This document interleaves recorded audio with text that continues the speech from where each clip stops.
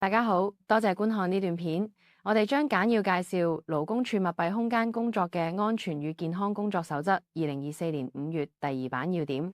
呢條片只係作參考用，大家應該閱讀原本嘅條例、法規同埋實務守則，確保完全理解內容同遵守相關要求。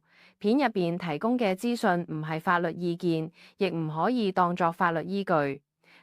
製作人對片入邊可能出現嘅錯誤、遺漏，或者因為呢條片而作出咗任何行動，概不負責。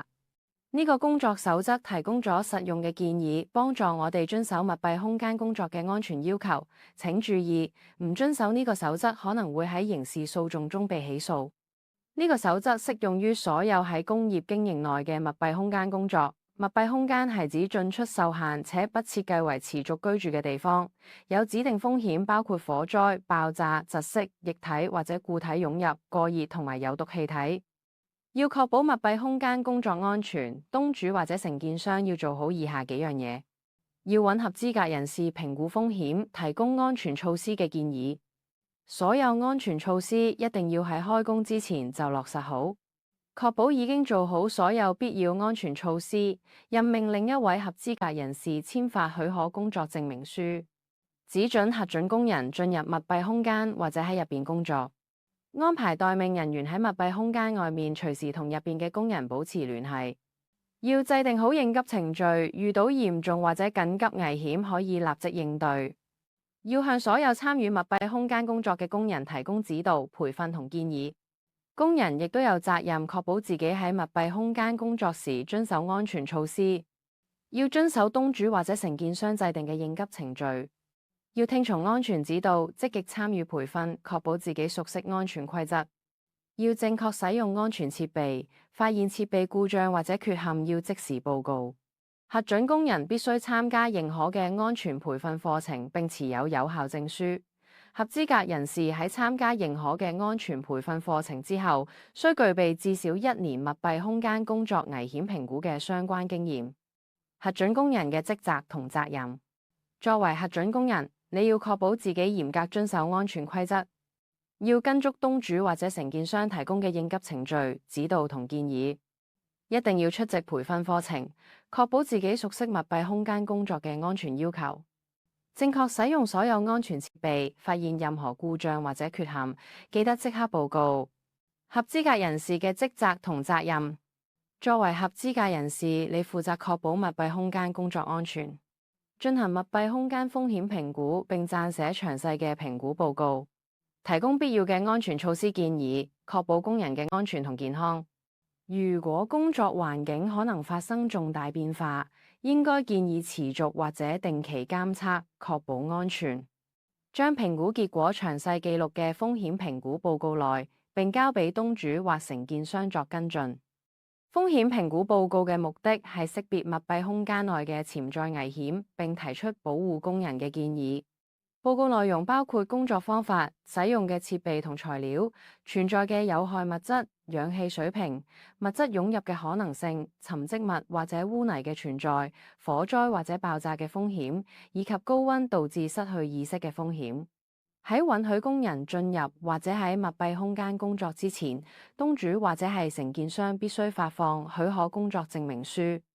許可工作證明書應該記錄風險評估報告嘅結果、設施隔離同停止嘅有效性、清理之後剩餘嘅沉積物或者污泥、空氣測試結果、工作性質、密閉空間嘅條件同特徵，以及工人喺密閉空間內安全停留嘅時間。東主或者承建商要確保所有必要安全措施已經落實，先至可以發出工作許可證。工作許可證一定要由東主、承建商或者授權代表正式簽署，確認安全措施已經執行好。必須向所有密閉空間工作嘅工人同埋相關人員清楚講解工作許可證內容，確保大家明白內容。許可證要擺喺密閉空間入口處顯眼嘅地方。當密閉空間嘅工作完成，就要正式取消許可證，而密閉空間唔再適合進入。所有工作許可證嘅記錄要好好保存至少1年，以便查閱同檢查。要確保密閉空間安全，記住要完全隔離，同時封住所有管線、危險氣體源，切斷冇必要嘅能源，擺好警示標誌，避免人員誤入。可以用蒸汽清洗去除揮發物，或者惰性氣體清洗防止爆炸。最後要換入新鮮空氣，測試氧氣含量，確認安全先入去。開工之前一定要測試空氣，確保咗危險氣體同夠氧氣。測試空氣，入去之前一定要搞清楚。喺密閉空間外用探針測試，確保環境安全先進入。檢測氧氣含量同可燃、有毒或有害氣體、煙霧或蒸汽嘅存在。使用防爆型空氣監測設備，配備聲光警報系統。喺密閉空間內唔同高度同位置進行測試。密閉空間要有足夠通風，確保工人有安全嘅空氣可呼吸。用機械通風供應新鮮空氣，同時控制溫度同緯度。設置鼓風機嘅時候，要確保唔會引入污染空氣。入去之前一定要徹底通風，清除所有污染物。工作地點附近要有新鮮空氣管道，污染源附近要設排氣管道。避免使用消耗氧氣或者會釋放有害氣體嘅設備同工序。絕對唔可以直接輸入氧氣，防止氧氣濃度過高，影響安全。所有入密閉空間做嘢嘅工人都要係核准工人，確保符合安全標準。要提供足夠設備保障工人安全，設備要咁啱，定期校準、檢查同維護。文件展示，密閉空間入口要擺放風險評估報告同許可證，確保工人睇得清楚。要同密閉空間外面嘅待命人員保持聯繫，監測環境變化，確保安全唔受影響。如果工作環境有重大變化或者異常情況，要即刻暫停工作，撤離所有工人，確保安全。待命人員全程留守密閉空間外，隨時同入邊工人溝通，學識各種溝通方法，包括用新技術。如果環境有變化，會影響安全，立即通知工人。有危險，即刻召喚援助，唔好拖延。要夠力，必要嘅時候可以用機械輔助幫工人撤離。負責聯絡救援隊，確保即刻行動。就算係緊急情況，待命人員都唔可以入密閉空間，應該留守外邊，召喚救援隊同政府緊急救援服務。工作環境要持續監測，確保空氣安全，防止危險氣體超標。要用有雙重警報系統嘅空氣監測設備。第一級警報提示有潛在危險，工人要即時確認原因，做好補救措施。第二級警報表示空氣已經對工人構成風險，需立即啟動緊急程序並撤離。監測設備要具備防爆功能，並有聲光警報。工人要佩戴連續監測設備，確保可以即時收到警報，以便撤離或者救援。所有呼吸器要經批准，合資格型號會刊登咗憲報。要根據密閉空間環境、危害、空氣測試結果同工作內容嘅決定，呼吸器要完全貼合面部，正確使用，身體狀況適合先用。要計服務時間，包括進入時間、消耗速率、最大工作時限同撤離時間。設備要保持乾淨、正常運作，壞設備要標示清楚同移除。供應空氣要符合國際或者國家標準。使用者必須接受專業培訓，確保正確使用呼吸器。工人入密閉空間或者逗留都一定要帶好安全吊帶，連接救生繩。結構、吊帶同生命線要夠堅固，材料要夠耐用，可以承受救援嘅時候嘅拉力。調整，確保安全吊帶同救生繩調整好，佢工人可以頭向上嘅從人孔或開口處拉出，防止纏結。救生繩要避免纏結，唔可以俾管道、配件、突出物或者鋒利邊緣整壞。密閉空間工作期間要隨時準備足夠嘅救援設備，包括核准呼吸器、安全吊帶、救生繩、復甦設備、應急照明等。所有設備要符合國際或國家標準。救援設備要定期檢查同維護，確保運作正常。救援人員要接受專業訓練，熟悉所有救援設備嘅使用方法。密閉空間工作期間要全程監察，包括錄影進出口情況，確保所有人遵守安全預防措施。完成工作之後，錄影記錄要保存1年，並可供檢查。錄影同數據處理要符合個人資料私隱條例第486章。密閉空間一旦出現嚴重危險，要立即應對，保護工人安全。可能出現嘅情況：火災、暴雨、泥水湧入啦，空氣質素突然惡化，通風或者新鮮空氣供應故障，通訊設備、呼吸器等應急設備失效。第一級警報提示空氣可能有問題，工人要即刻檢查同埋補救。第二級警報，空氣已經對工人造成風險，要即刻啟動緊急程序撤離。要有完善嘅救援計劃，確保遇到緊急情況時可以即刻營救工人。救援人員要夠數量，時刻待命，隨時準備行動，確保能夠安全撤離受困工人。所有救援隊成員要接受完整嘅應急培訓，內容包括詳細救援計劃同埋正確使用救援設備。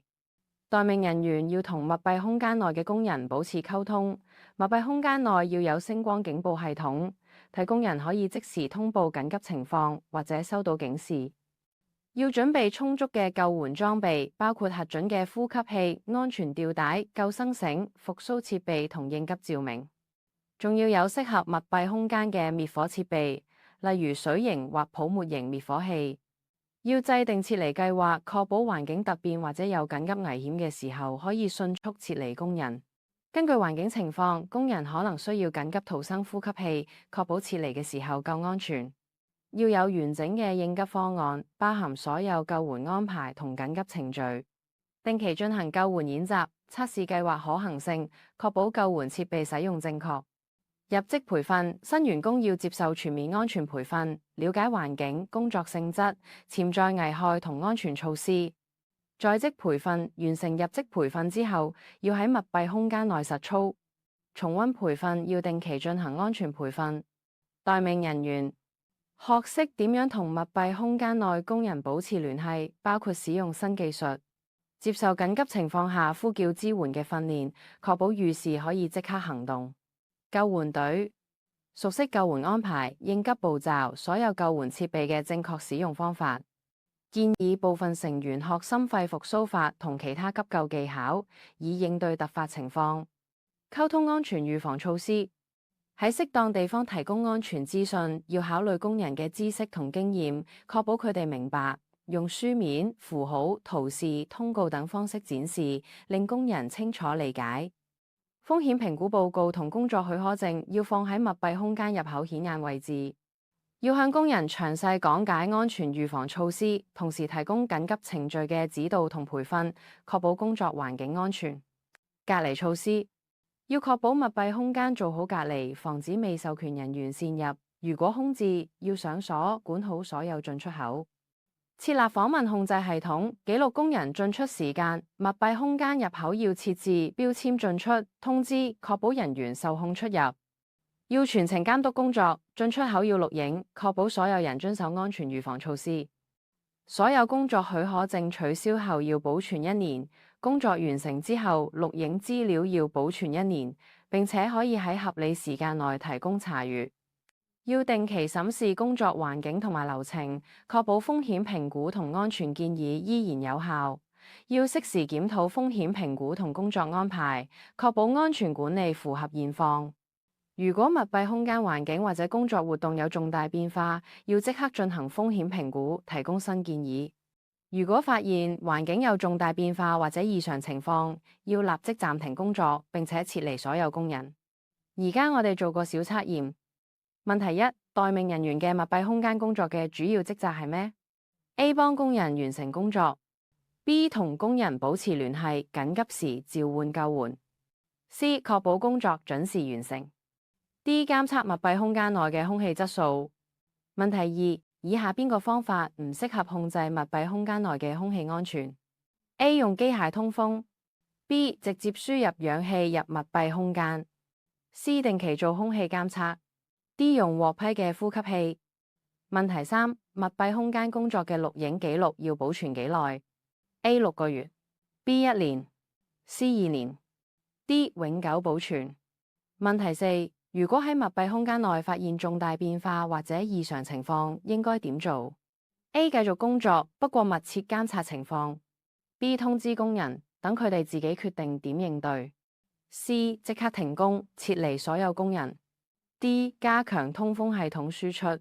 咁啦，一齊睇下答案。問題一，答案 B。問題二，答案 B。問題三，答案 B。問題四，答案 C。多謝收睇。如果你鍾意呢類影片，記住俾個 like、share 同訂閱呢個頻道。